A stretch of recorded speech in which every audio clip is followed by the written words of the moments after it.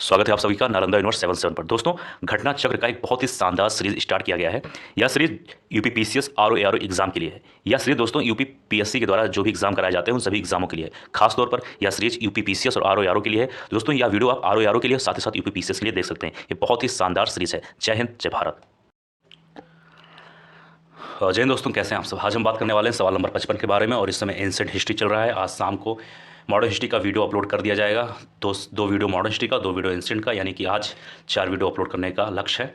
तो सवाल नंबर 55 इसमें कहा गया, किसने सहिष्णुता, उदारता और करुणा के त्रिविध आधार पर राजधर्म की स्थापना की। बहुत ही अच्छा सवाल है, बहुत ही शानदार सा सवाल है, ध्यान देना।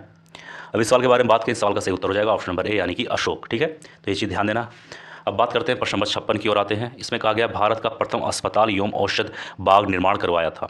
अब इस सवाल के बारे में बात करें दोस्तों, तो इस सवाल का सही उत्तर हो जाएगा ऑप्शन नंबर ए, यानी कि अशोक ने। ठीक है, तो सम्राट अशोक युद्ध के लिए इतना प्रसिद्ध नहीं हुआ जितना एक धम्म विजेता एवं लोक परोपकारी कार्यों से हुआ, यानी कि वो अपने युद्ध से कम लेकिन जन कल्याण के कामों के लिए ज़्यादा फेमस हुआ। ठीक है, ये चीज़ ध्यान देना। इसी कारण उसने पशु पक्षियों के वध पर प्रतिबंध भी लगा दिया था, ये भी मालूम होना चाहिए। ठीक है, अशोक ने लोकहित के लिए छायादार वृक्ष लगवाए, धर्मशालाएं बनवाए तथा कुएं भी खुदवाए थे। तो ये सब चीज़ें आप सभी को मालूम होना चाहिए। अब हम बढ़ते हैं प्रश्न नंबर 57 की तरफ। इसमें कहा गया है कि निम्नलिखित में से किस स्रोत में अशोक के राजकाल में तृतीय बौद्ध समिति होने का उल्लेख मिलता है।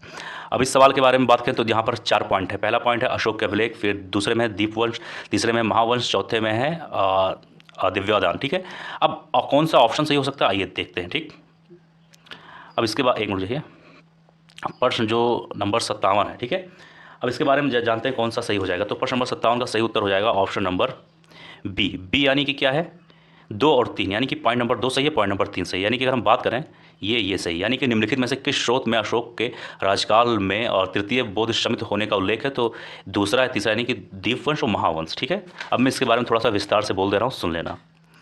दीपवंश तथा महावंश के अनुसार अशोक के राजकाल में पाटलिपुत्र में बौद्ध धर्म की तृतीय संगति हुई थी। ये चीज़ ध्यान देना, इंपॉर्टेंट सवाल ये अक्सर पूछा जाता है। ठीक है, और इसकी जो अध्यक्षता थी उस समय वो मोगलीपुत्र तिस नामक प्रसिद्ध बौद्ध भिक्षु ने की थी। मैं फिर से बोल दे रहा हूँ, मोगलीपुत्र तिशश कह सकते हो, तिशश नामक बौद्ध भिक्षु ने की थी। मैं इसको लिख दे रहा हूँ, हो सकता है राइटिंग मेरी अच्छी ना बन रही हो तो उसके लिए क्षमा, लेकिन मैं सही से लिखने की कोशिश करूँगा। एक मिनट जी, 1 मिनट। एक काम करूँगा, मैं जो मैंने बोला है जिस बौद्ध भिक्षु का नाम, मैं उसको प्रश्न नंबर 57 करके अपने कमेंट बॉक्स में लिख दूंगा, उसको देख लेना वहाँ पर। ठीक है, मैं फिर से बोल रहा हूँ, मोगलिपुत्र तिश नामक प्रसिद्ध बौद्ध भिक्षु ने की थी। अब मैं इसको वहाँ पर लिख दूंगा, यहाँ पर सही से लिखा नहीं जा रहा। ठीक है, प्रश्न नंबर 58 इसमें कहा गया है रज्जुक थे। तो प्रश्न नंबर 58 के बारे में बात करें, सवाल का सही उत्तर हो जाएगा ऑप्शन नंबर बी, यानी मौर्य सेना में अधिकारी। ठीक है, ये चीज़ ध्यान देना, काफ़ी इंपॉर्टेंट सा सवाल है। ठीक है, ठीक। रज्जुकों की स्थिति आधुनिक जिलाधिकारी जैसे थी, जिसे राजस्व तथा न्याय दोनों क्षेत्रों में अधिकार प्राप्त है। तो ये काफ़ी इंपॉर्टेंट सा सवाल है, ये चीज़ ध्यान देना। ठीक है, क्योंकि ये सवाल पूछा जा सकता है इस बार, तो काफ़ी इंपॉर्टेंट सा सवाल है। ठीक है, ये चीज़ ध्यान देना। जैसे आज के आईएएस ऑफिसर है ना, डीएम, जो उनका काम था वही पहले इनका काम था, तो ये चीज़ ध्यान देना। अब बात करते हैं प्रश्न नंबर 59 के बारे में। इसमें कहा गया है कि सार्थवाह किसे कहते थे। तो इसके बारे में बात करें, इसका सही उत्तर हो जाएगा ऑप्शन नंबर बी, यानी व्यापारियों के काफिले को। ठीक है, प्रश्न नंबर 60 है। इसमें कहा गया सारनाथ स्तंभ का निर्माण किया था। तो प्रश्न नंबर 60 के बारे में बात करें, इस सवाल का सही उत्तर हो जाएगा ऑप्शन नंबर बी, यानी अशोक ने। अब बी यहाँ होना चाहिए था, सी यहाँ होना चाहिए था, कोई बात नहीं, ऑप्शन ऊपर नीचे हो गए, उससे कोई मतलब नहीं है, जो लिखा है वो सब सही है। ठीक है, तो सारनाथ स्तंभ का निर्माण किया था, सही हो जाएगा बी, यानी अशोक ने। ठीक है, ये चीज़ ध्यान देना। सारनाथ स्तंभ का निर्माण अशोक ने कराया था। इस स्तंभ के शीर्ष पर 4 सिंगों की आकृति बनी है, ये भी ध्यान देना।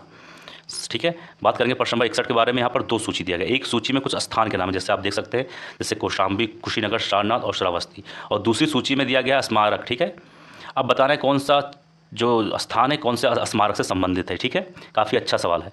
अब इसके उत्तर की बात करें तो सबसे पहला आता है कौशाम्बी। तो कौशाम्बी का सही हो जाएगा, ये वाला कौशाम्बी हो जाएगा घोस्ताराम मठ। ठीक है, फिर है कुशीनगर, इनका हो जाएगा एक मिनट, इनका हो जाएगा बी का हो जाएगा, एक मिनट, बी में है कुशीनगर ना, तो इसका संबंध हो जाएगा रानाभर स्तूप। ठीक है, फिर सी में सारनाथ, इनका संबंध हो जाएगा धामेक स्तूप। फिर लास्ट में श्रावस्ती, इनका हो जाएगा सहत महत। ठीक है, तो ये काफ़ी इंपॉर्टेंट सवाल था, ध्यान देना। ठीक है, प्रश्न नंबर 62 में है तीर्थ यात्रा के समय सम्राट अशोक निम्नलिखित स्थानों पर गए, उन्होंने किस मार्ग का अनुगमन किया? नीचे दिए गए कोष्ठ से सही उत्तर चुनिए। अब सही उत्तर आपको चुनना है। ठीक है, अब आइए जान लेते हैं भैया कौन सा उत्तर सही है, कौन सा उत्तर गलत है। 1 2 3 4 5 6 6 नाम दिए गए हैं। अब आइए उत्तर जान लेते हैं। अब उत्तर की बात करें तो इस सवाल का सही उत्तर हो जाएगा ऑप्शन नंबर, 1 मिनट रुक जाइए यार, क्या हो गया। इस सवाल का सही उत्तर हो जाएगा ऑप्शन नंबर डी यानी कि 4 2 1 5 3 6, यही उत्तर होगा। ठीक है, अब पहले हम लोग फिर से सवाल को पढ़ते हैं। सवाल 62 में तीर्थ यात्रा के समय सम्राट अशोक निम्नलिखित स्थानों पर गए। निम्नलिखित स्थान यानी कि जो नीचे नाम दिए गए उनमें से स्थान जो भी लिखे हैं उनमें कहा गया है निम्नलिखित स्थानों पर गए, उन्होंने किस मार्ग का अनुगमन किया? तो यहाँ पर 6 नाम है, तो बताना है कौन सा सही है। ठीक है, तो अभी हम लोगों ने क्या ऑप्शन बात किया, ऑप्शन नंबर डी सही होगा, जिसमें 4 आता है यानी कि लुम्बिनी हो जाएगा, फिर 2 आता है तो हो जाएगा कपिल वस्तु, फिर हो जाएगा 1 यानी कि गया, फिर हो जाएगा 5 वाला यानी कि सारनाथ, फिर हो जाएगा 3 यानी कि कुशीनगर, फिर हो जाएगा 6 यानी कि श्रावस्ती। ठीक है, ये तो ये चीज़ ध्यान देना। ठीक, ये काफ़ी इंपॉर्टेंट सा सवाल था। ठीक है, तो ये चीज़ ध्यान देना। इसमें क्या पूछा गया है सवाल, अगर आप लोग नहीं सोच पाए तो फिर से कमेंट बॉक्स में लिख देना। इसमें कहा गया है तीर्थ यात्रा के समय सम्राट अशोक निम्नलिखित स्थानों पर उन्होंने किस मार्ग का अनुगमन किया? तो नीचे दिए गए कोष्ठ से सही उत्तर चुनिए। सही उत्तर आपको चुनना है। तो मैंने जो बताया आपको समझ में आ गया होगा, आई होप। ठीक, इसमें वो पूछा गया है कि जैसे सबसे पहले फिर उसके बाद, तो वो उत्तर आप सभी को मालूम हो गया होगा। बात करें प्रश्न नंबर 63 के बारे में। इसमें कहा गया पत्थर का प्राचीनतम शिलालेख किस भाषा में थे? तो 63 के बारे में बात करें, इस सवाल का सही उत्तर हो जाएगा ऑप्शन नंबर सी यानी कि प्राकृत। ठीक है, अब बात करते हैं इस वीडियो का अंतिम सवाल भी बोल सकते हैं आप, जिसमें कहा गया है ब्राह्मी लिपि का प्रथम उद्वाचन किस पर उत्कीर्ण अक्षरों से किया गया?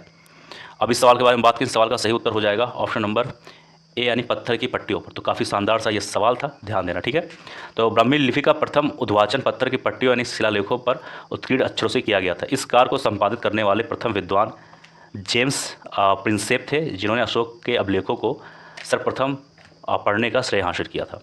दोस्तों, यह था आज का वीडियो। मुझे उम्मीद है वीडियो पसंद आएगा। कोई भी सवाल, कोई भी चीज़ का डाउट हो, कुछ भी परेशानी हो, कमेंट बॉक्स में लिख दिया करो। हो सकता है कि मैंने कोई शब्द पे उच्चारण करने में कुछ गलती हो सकता है मुझसे हो गया हो, तो कोई भी डाउट रहेगा तो तुरंत कमेंट बॉक्स में लिख दिया करो, उस गलती को सही किया जाएगा बाद में। मिलते हैं किसी और वीडियो में। जय हिंद, जय भारत।